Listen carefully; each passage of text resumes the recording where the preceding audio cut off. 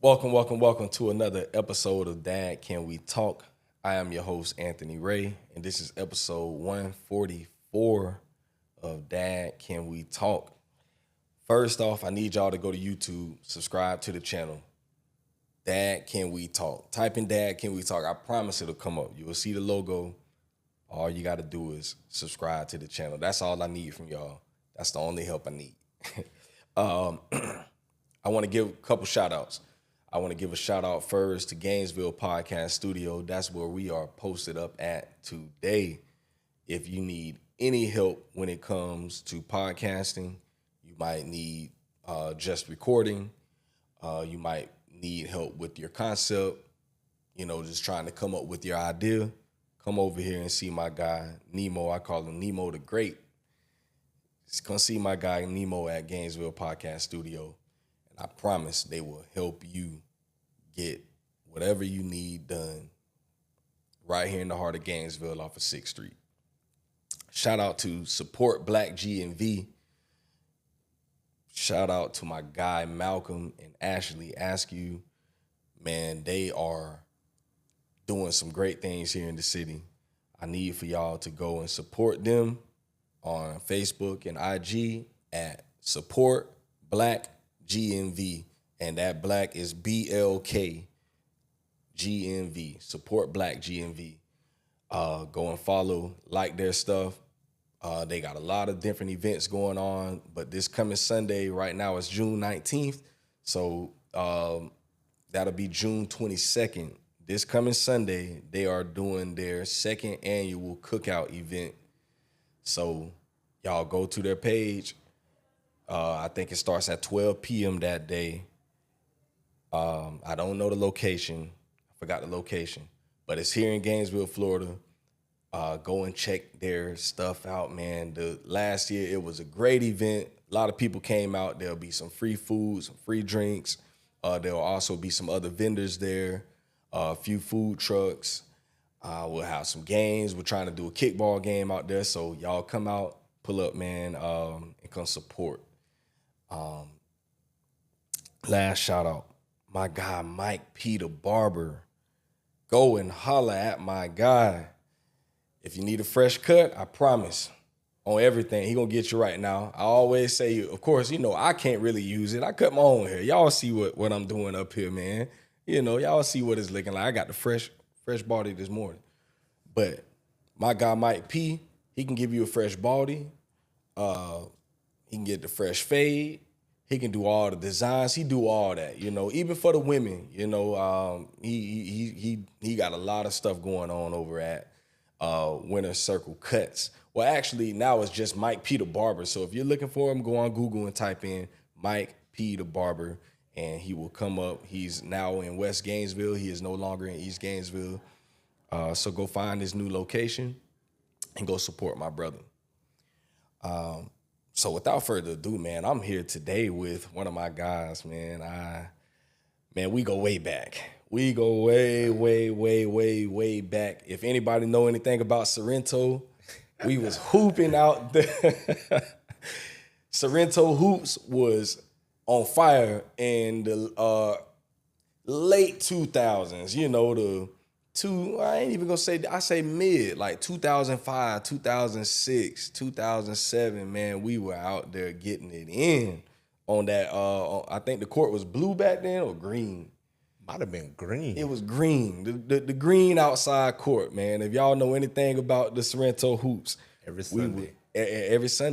Every Sunday, we getting it in. But I just want to name just a few of his accolades, just a few. And we'll be too long trying to name all this stuff, man. 3-time Gainesville Sun Player of the Year. 2009 Florida 5A champion. First team class 5A All-State player in 2008 and 2009. And he was the winner of the 5A Player of the Year award. He finished second in the 2009 Florida Dairy Farmers Mr. Basketball. But I want to name this last one. Most importantly, he finished high school with a 3.93 GPA. who's a member of the National Honor Society and was named the Scholar Athlete of the Year for North Central Florida. For all my young boys and young girls out there that's hooping, you can have all the talent in the world, but if you don't get that school piece, you might not be going anywhere. That's just the honest truth. So he had it all, man. He had the game on the court, and off the court, he was also doing what he was doing. So, man, I want y'all to welcome to the Dag Can We Talk community, my man Greg Gantt, my dog. Yes, What's sir. going on? And I appreciate you having me, dog. Appreciate it, man. For sure, man. For sure. Like I was telling you earlier, you know, I wanted to invite you on the show because I think that you are a great role model for young kids coming up. You know, I have a son, I have 2 daughters, and I would love if they were to take the path that you took. You know, and that's not to say that you were perfect or anything, but you are someone that I look to, even though you were younger than me. You were always a person that I looked up to, like, man, you know, my boy really doing this thing, you know, and so it always made me happy when I seen you, you know, at every step, you know, just kind of me following your career from high school to college to even now what you're doing now. You are a person that I look up to, and I would point to any young man right now and say, man, if you want to be like somebody, go be like this dude right here. You know, look at what he's done and the path that he's taken, and you were one of those people. So I look at you as a positive male role model, bro. And I appreciate it, man. I was blessed to grow up around people like you, your brother, our whole little community. I feel like we were really a tight-knit group who really just wanted to hoop, and that kind of paved the way and separated, you know, the daily work that I look at now as my job. We were just playing basketball for hours and hours all the time, bro. So I appreciate y'all, man. And you know, I don't think I would be who I am today without, you know, growing up around y'all boys, for real. Straight up. Appreciate that, man. I want to go here with you, man. Talk about your relationship with your dad. Like, what was that like? Man, I was just talking about this the other day, man. The way I grew up, I was really blessed. I had a household. I had a 2-parent household, and my father was always there for me and really taught me discipline at a young age. Like, he didn't play, and he was also a father for my friends as well. So when we started playing AAU, when I was traveling around 9, 10 years old, after the tournaments, everybody coming to my house for the barbecue. My dad opening the doors to all my teammates, my brothers who you know, weren't as fortunate as I was to have a 2-parent household, and allowing, you know, my dad to be a father for all of them. It just taught me, you know, genuine love, and let me know how blessed I was to have that structure at home, and you know, someone I could look up to. To this day, my dad has taught me so many values about being a man, you know, being a good person, holding yourself accountable, you know, being disciplined, and just being blessed to have a 2-parent household it was incredible, man. Fire, man. Shout out to Miss Gantt also. You know we love you. You know we love you, man. How did you take that? You know, your mom being in the school, you know, at Gainesville High School, being one of the deans, how did that feel, you know, knowing, and what type of pressure did that put on you to be who you were? Man, luckily, I was a ball boy when Laris and all them were there when I was in 7th grade. So I was around JHS for years before. So for me, it was a dream to go there, seeing Orion Green them from when I was younger, then to seeing Ron Laris and all them. And for me, it was a dream. When I got there, having my mom there, I was...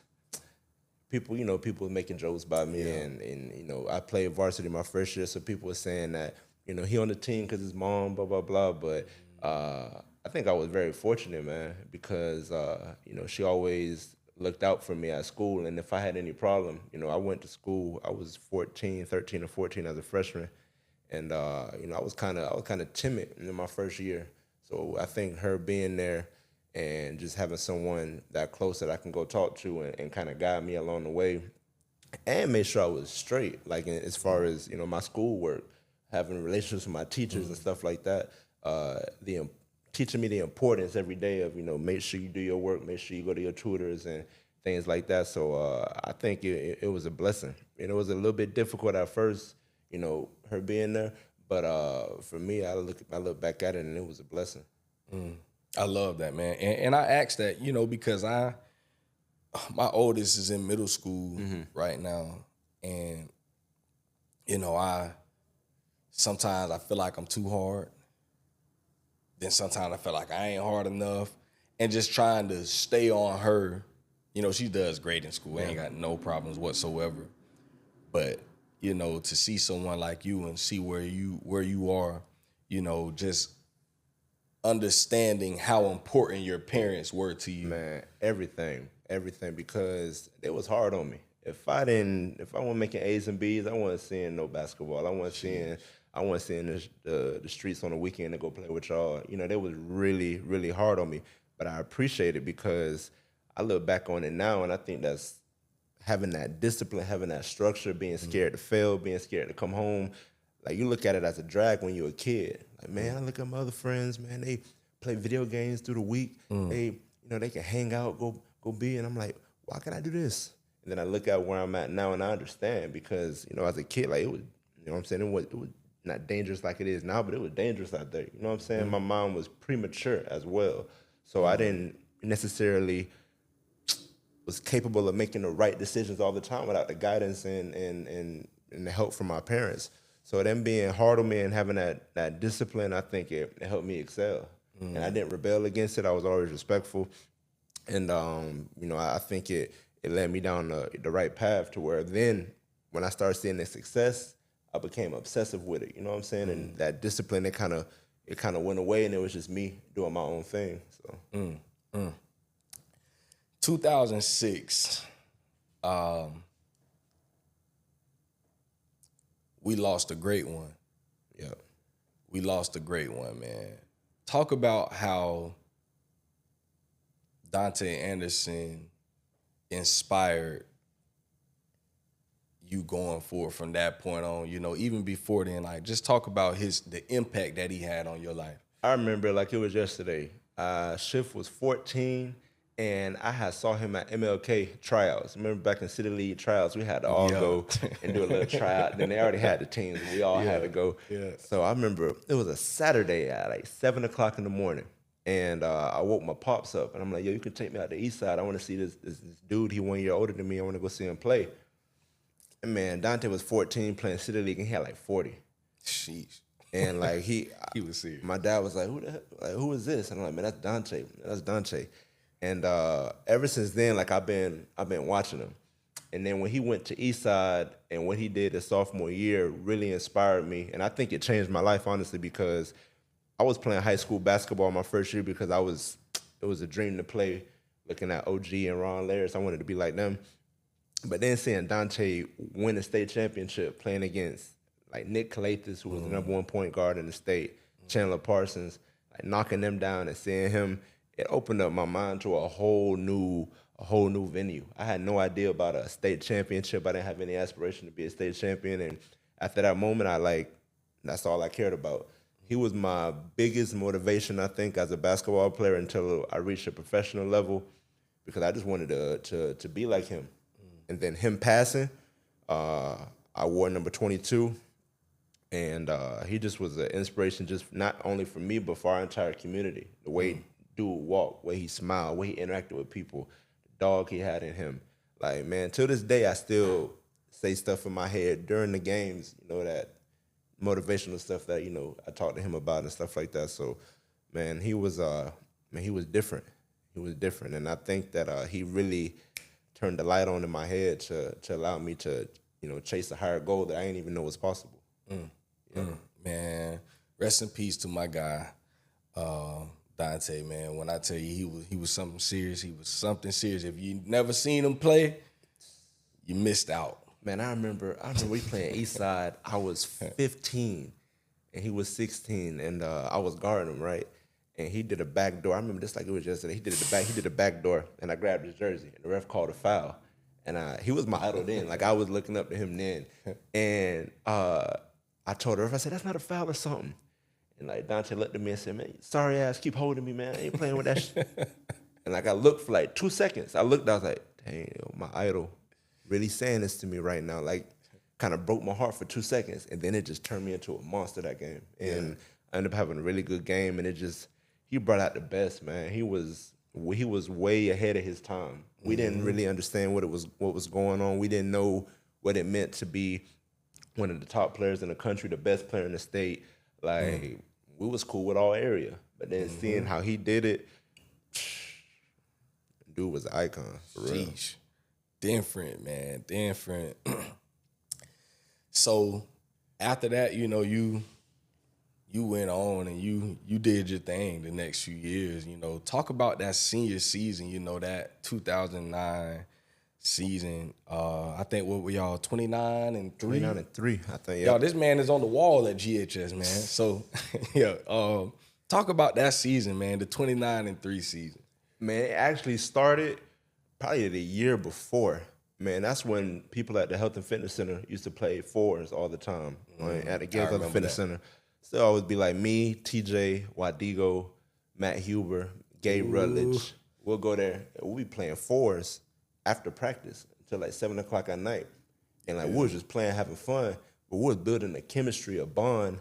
Then we would go to the rec center over on campus. We had a homie who went to East Side, and he would let us in. We'll be young, and we playing against them. We'll bring our 5, and we'll play.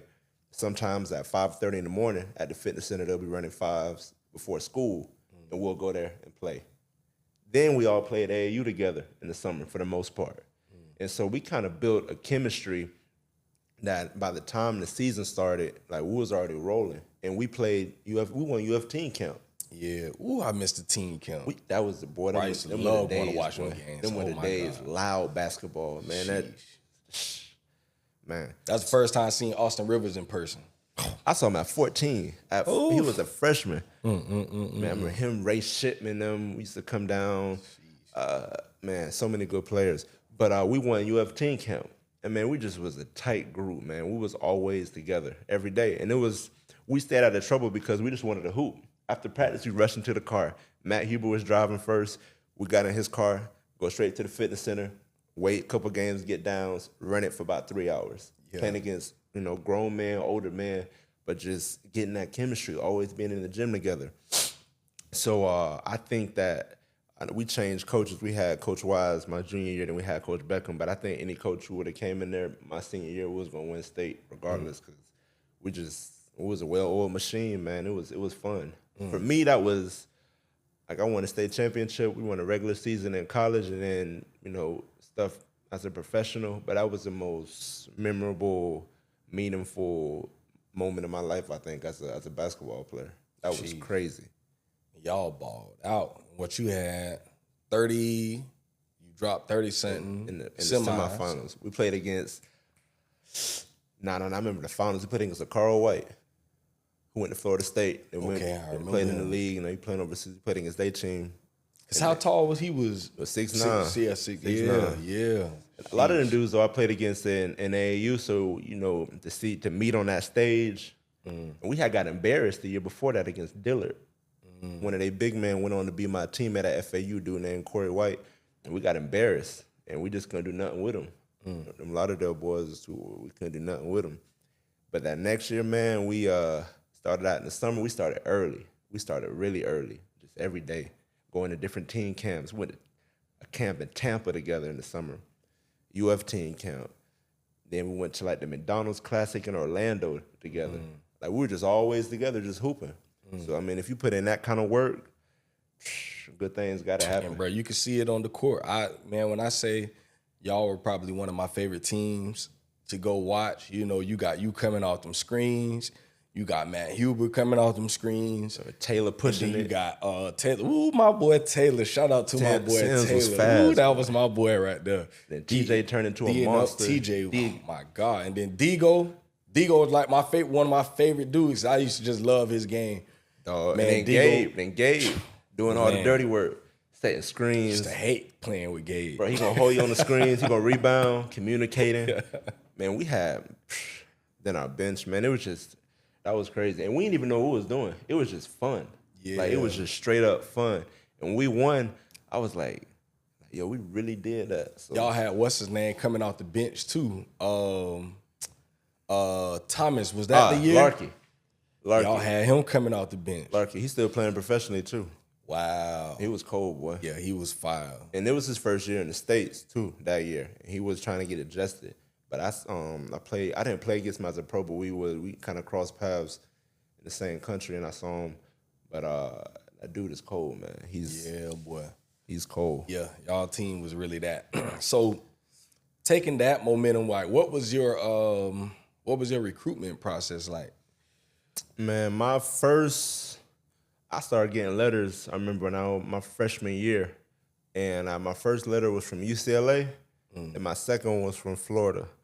And like every kid growing up, I had dreams of going to Florida. Then I think my sophomore, junior year, I got obsessed with about like Florida State. And I remember I was butthurt about this, bro, to this day. I wanted to go to UCF really bad.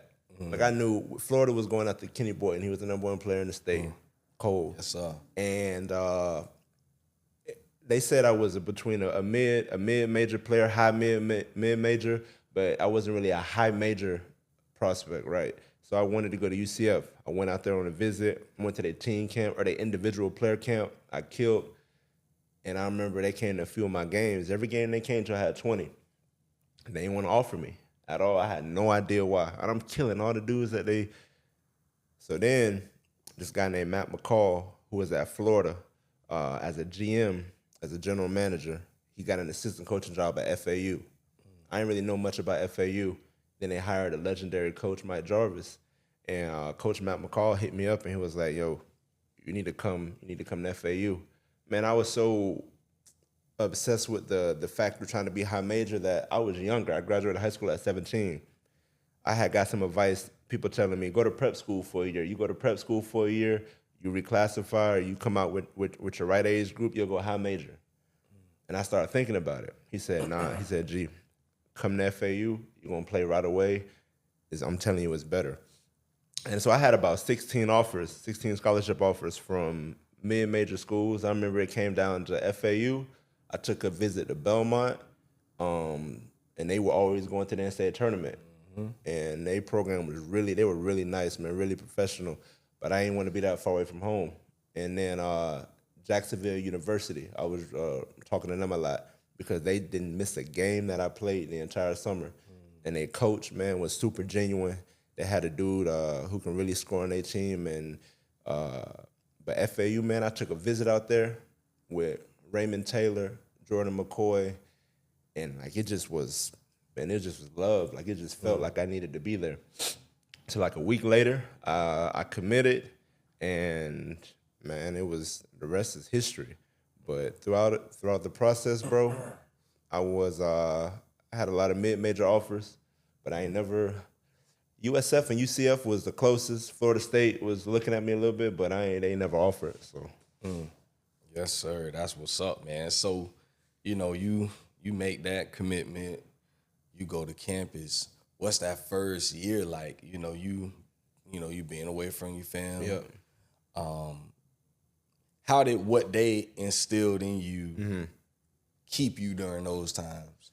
Man, luckily we came in with a big freshman group. We had like, I think it was 5 or 6 of us, right?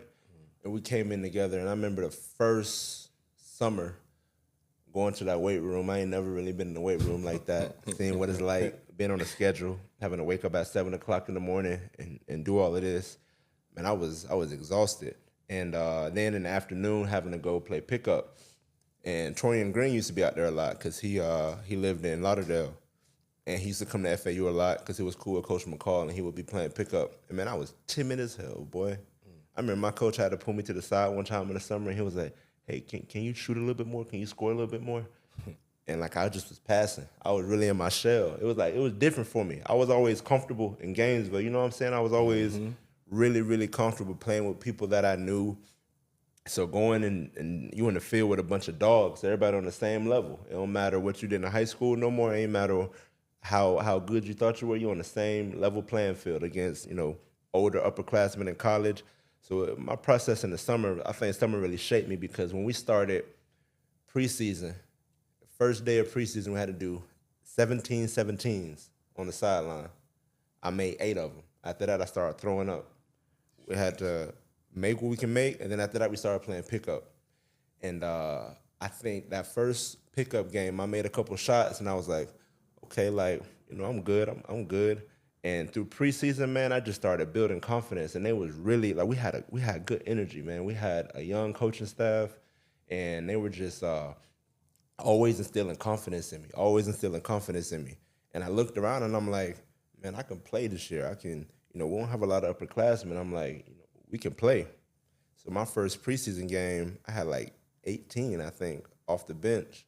And then about 4 or 5 games later after that, I started starting and was our leading scorer and was like a mid-major freshman All-American. And, after that, we were rolling. Fire. And so for the next 3 years, I think you remain about steady in your scoring, and then you see the uptick in your senior season, Man. where you went about 6 or 7 points higher than what you had been averaging. What clicked from junior to senior? Man, after my freshman year, when I came back, my sophomore year, I was still good, but I got comfortable, man. Like I really enjoyed college. I really enjoyed, like going out, hanging out with my friends. Like I was in the gym. I was always in the gym, but I didn't take care of my body how I needed to take care of my body. I felt like I was overweight, and I averaged 14 points a game my sophomore and junior year. But my senior year, I remember in the summer, I had a minor knee tweak, and I couldn't really practice the whole summer.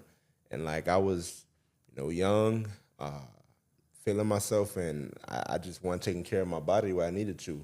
So I was overweight, and I came back to like a summer practice or a preseason practice, and my coach was like, "What the hell?" I was like, "No." So he got me like on a strict diet for the first time in my life. 'Cause, growing up, before our games in high school, we'd go to Checkers and get a chicken sandwich, Sprite, and then I'm going watching the JV games, eating the Airhead, and then go out and score 20. But like, man, I couldn't do it. So I lost, bro, like 20 pounds. Like 20 pounds. I got super skinny. And he allowed me to play point guard, bring the ball up the court, put me in the post, allowed me to play one-on-one from the mid-range.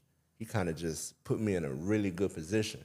So when I got that weight up off me, bro, I started grabbing rebounds. Everything just started clicking. And so I started the first couple games of my senior season. I wasn't going crazy, but then we played North Carolina, and I felt like I was in really good shape. And I felt like the speed of the game, it didn't affect me how I used to. And I had like 19 against them, and it just gave me that confidence. We started the conference play out. I had 29 on Thursday and 29 on Saturday. And then after that, I was just frying every day in practice. And really getting that weight off allowed me, I'm like, oh, shoot. All right, here we go. And my boy, Stephon Moody, he had got into some trouble. He was our point guard. And he was suspended for like 5 games, I think, 4 or 5 games. And so they put me at point guard to start. And I would just bring the ball up the court, get into our set, come off screens, play one-on-one in the post. And, man, I was shooting like 17 shots a game, 16, 17 shots a game, and confidence was just at an all-time high. So I think for like 12 or 13 games, I scored 20 or more points. And that kind of just, man, it was crazy. Jeez, that boy was on a heater. What kind of difference did Dennis make coming over there with y'all, Dennis Maven? Dog, straight dog, man. He to this day, he's one of the best defenders, the hardest players I've ever had to play one-on-one. Like, hands down. We used to play one-on-one every single day. We in the gym, especially in the summertime, every single day, 2-3 times a day. 2-3 times a day. And I remember when, man, it's funny, man. First time he came over, we doing a practice, and I wasn't the best defender. We had to do like a one-on-one closeout drill. Junior had that to him. Man, he was busting my ass. Busting, and I'm coming off a good freshman year too. Like I'm supposed to be the man, and he just busting my ass. My coach is laughing. I guess there's two sides to Gainesville. I guess there's this. But man, it was dope having him out there. He stayed with me for 2 years out there, and it really helped because we stayed together in the summer. And man, we just was motivating each other. But we just in the gym, bro. 1,000 shots in the weight room, running the fields, doing everything. And we just kind of helped each other get better. We used to take that open gym one-on-one stuff so serious, man. So when guys like Brandon Knight was getting ready for the draft, he would come down, play with us. Like KB would play, Kenny Boyd would play with us in the summer sometimes. And we took that stuff so serious, man, and it was motivating. Definitely helped me a lot. Shout out to my boy Dennis Maven, man. Whenever you in town, bro, I really would love for you to come join us on the podcast, my boy. Oh man. Yeah, man. So you had your college success. Talk about that transition, now, you've done your 4 years, what was that transition like now, thinking, okay, where am I going to go professionally? Or were you thinking, am I going to go professional? Like, what was your whole thought process on that? Man, so the day after my last game in college, I had a really good year. I finished like top 10 in the country in scoring. So my phone was blowing up a lot of agents. And I kind of got a little bit overwhelmed because, I come from Gainesville, but we're not used to, all that, attention and kind of stuff. So it was, I got really consumed by it. And, luckily I had my family and everything. They're like, yo, just calm down. I was too excited, bro. I was like, man, this is really about to happen. Let's see. Like, I want to go overseas. I want to, try the NBA, try to do anything. So, bro, I was talking to an agent from Boston. He wanted me to fly to Boston on like a Friday. He was gonna fly me and my dad out to just do a workout with a group of dudes. He thought about signing to his agency, and it was maybe a couple NBA scouts there. So I was in the gym at FAU, like a Wednesday, about 10 o'clock at night, playing 2-on-2 with some dudes. And I went up, tried to finish over a big man, and just popped my knee, bro, popped my patella tendon. And it was a difficult transition for me because it's like I was so sure that I was going somewhere quick, and then that was my first time ever having to have surgery. Having to sit down. I didn't understand how important rehab was. It was a real difficult time for me because I just didn't know. I was clueless. So your phone ring all the time when everything's going good for you, when everybody's trying to get in contact with you to do this and this. But then when that happened, it's like everything kind of got on pause, and I had to really try to find myself and see, what I can I shape back. So I ended up signing with an agent from Spain. I think, first a dude from Miami, then an agent from Spain. And I did my rehab. I don't think I did my rehab 100% how I was supposed to do. I was kind of doing it on my own. I did it over here at UF for a little bit, but then I was doing it on my own. And I couldn't go overseas. I missed the deadline. So I entered the NBA D-League draft. And the Spurs took me in the third round with the number 40th pick because a coach who used to coach at Western Kentucky when I was in the Sun Belt, I just got the head coaching job. And he remembered me, and he told me that he think I have a good chance of making the team. Because when you get drafted to the D League, you don't make the team automatically. Maybe if you're in the first round, but after that is they bring in like 19 dudes to training camp, and in a week span they cut it down to 10 plus a reserve. So they brought me into camp, bro. I'm in there with Josh Howard, Flip Murray, who else, man? Jonathan Simmons, Courtney Fells. Okay. Man, we had some OGs, like real OGs. Squeaky Johnson used to play for the Hornets. And then it was me and a young dude named Mike Kabongo. And so I'm doing my thing the first couple of days of camp. Like maybe the end of the first week, my knee blows up, get as big as a baseball. So I started limping. I have to miss like 2 days. And it was only 8 months post-surgery. So I remember they called me to the coach's house, bro, like 9 o'clock at night. He was like, Greg, man, I'm sorry, I'm gonna have to let you go. I'm gonna have to fire you. And bro, that shit broke my heart. I started crying, but he was like, go home, get your knee right. You're 21 years old. Go home, get your knee right. We'll be in contact. So, man, I went back. I came back to Gainesville. I was in between Gainesville and South Florida at FAU, and I just started grinding. It's kind of around the time where I met your brother. When I met your brother, but your brother started getting in the gym more, and I just was grinding every day. I remember I was doing like a cycling class about 5 o'clock in the morning, 3 times a week, just to get my quad strength right, and just trying to get back right, bro. And then I got a phone call from the Spurs again in I think February, and they're asking how my rehab's going. And I'm like, it's great. Like I feel like I'm 100% now. I feel like I got more stability. And they said, okay, we'll be in contact. We're gonna come down and watch you play or watch you work out. And I'm like, all right, yeah. So I wait like 3 weeks, no phone call, no nothing. So this when Pat, Casey, Will, and Scotty and all them were hooping at Florida. And so they came down to watch them. Then they came to GHS and put me through a private workout. And I killed the workout. And then a week later, they called me, and I went back to Texas and finished the end of the season out with them. And then they re-signed me right after the season for the next year. So, yep. Fire. Man, that's a journey. That's a journey.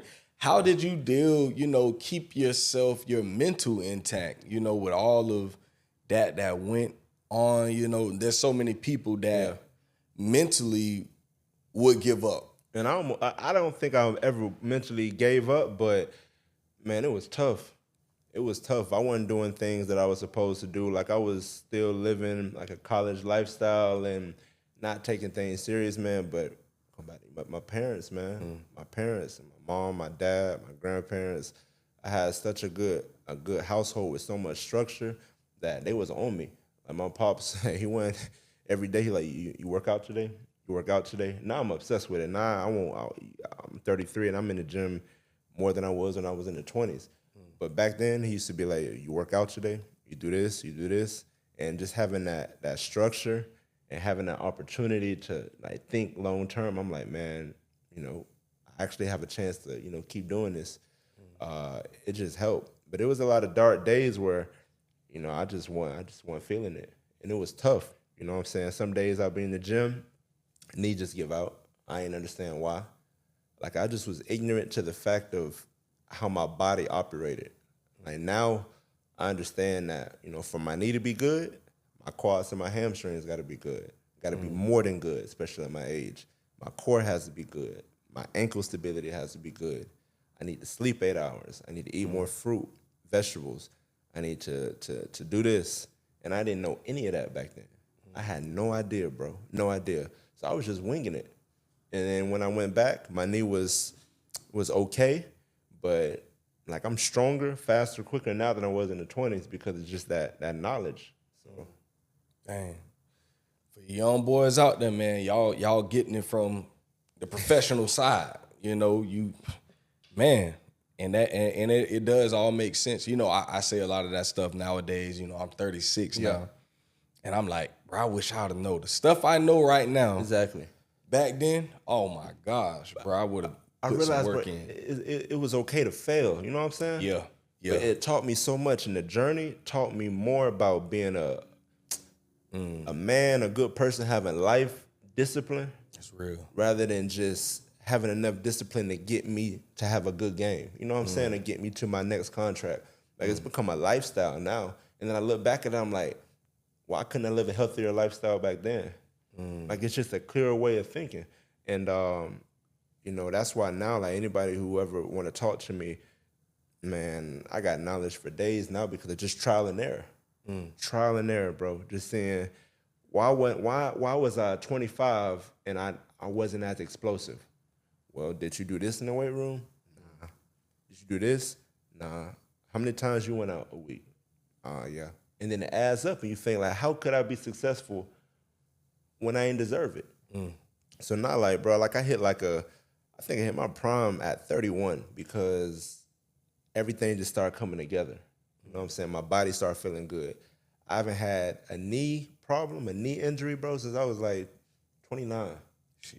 Ain't missed a practice. And we practice 2 times a day, mostly overseas. And for the most part of the season. And I take pride in that kind of stuff, and I take pride in my preparation to allow me to perform.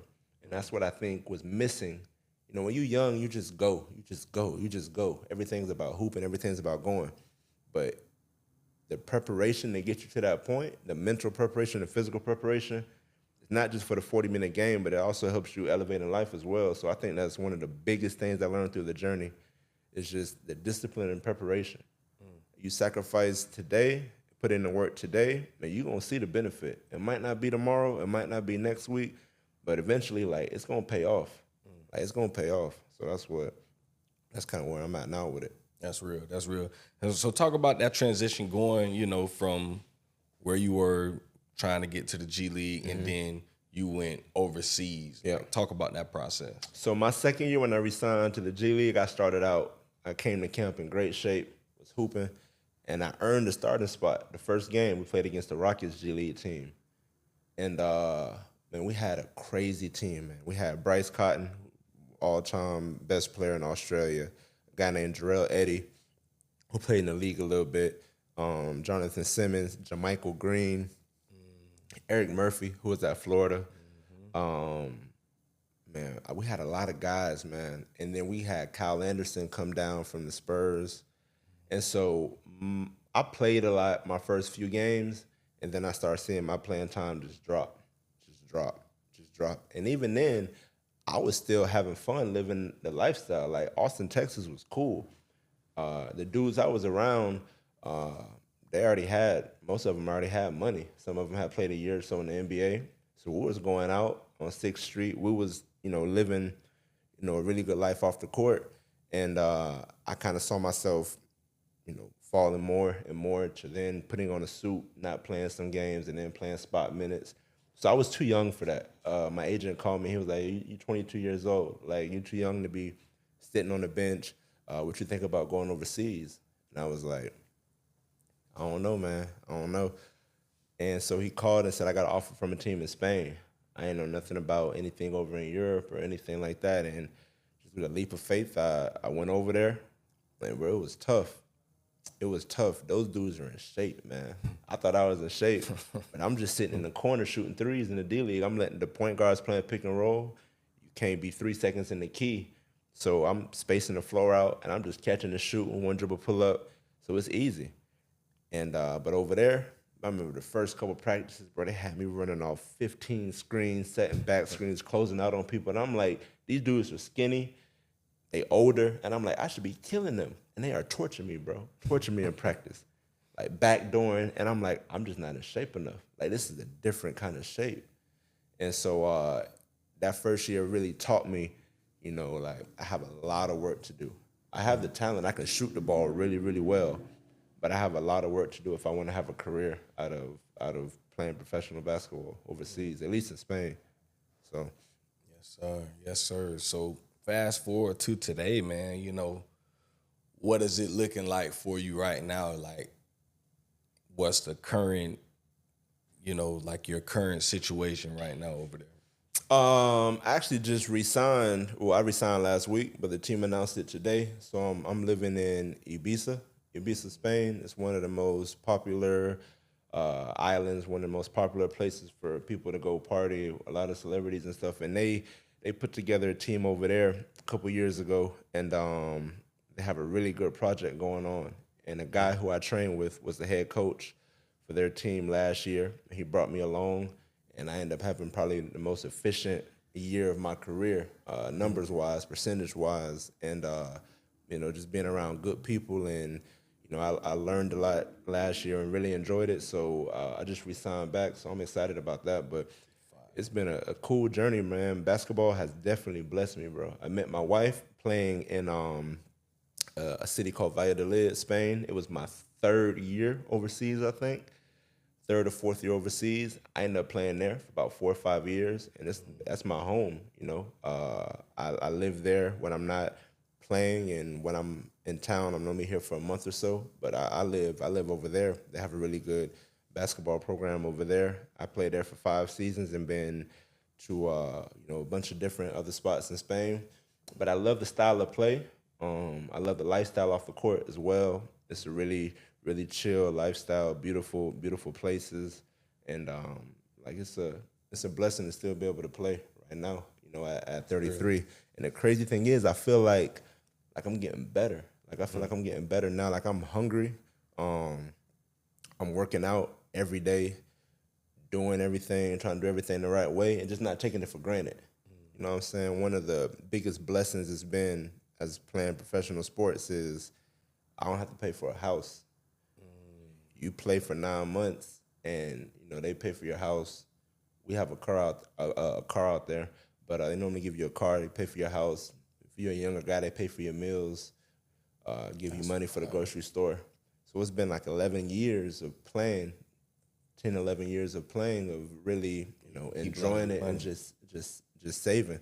So I feel like I would be an idiot to stop playing just because, you know, I'm 33. You know, I want to keep going until my body starts declining. But I was talking with John L. Smith. He told me, I said, boy, you still out there getting it still in? going? And he said, bro, I'm going to the wheels fall on. Man, I get it.